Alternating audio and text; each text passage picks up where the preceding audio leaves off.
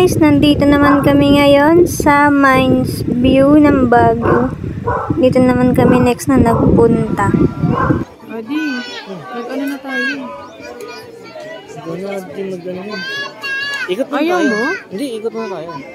Pero ano, magsasuot ka? Sayang naman yung ano natin kung dito.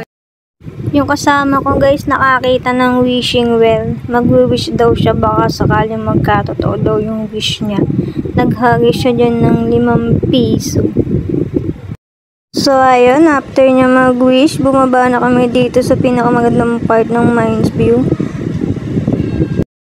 Magpipicture sana ako dyan guys, kaso ang daming tao sa paligid. Ang hirap kumuha ng spot na magandang pag-picture. Ang dami kasing tao guys, hindi ka makasingit. Makasingit ka man, pero may photo bomber naman na picture sa tabi mo, diba? Ang pangit din. So nag-moment na lang ako dito guys. Pinil ko na lang yung magandang view. Kasi nakaka-stress sila, pero naiirita na ako sa kasama ko. Sabi ko kasi picturean ako, binidyo ba naman?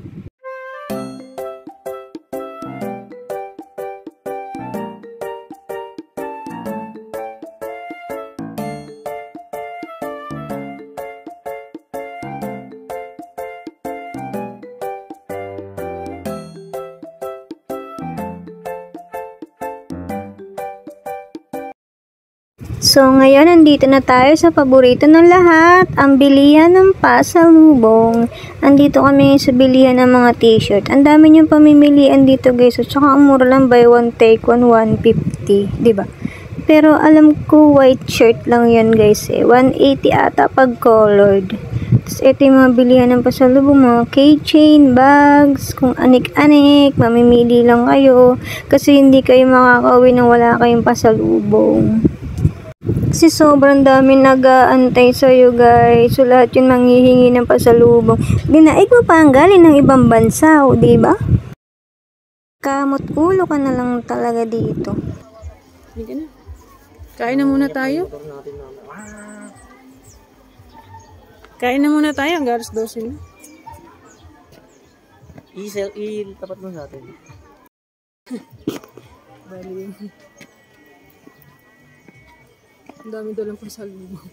Mayroon pala magbakasyon. Ang dami yun.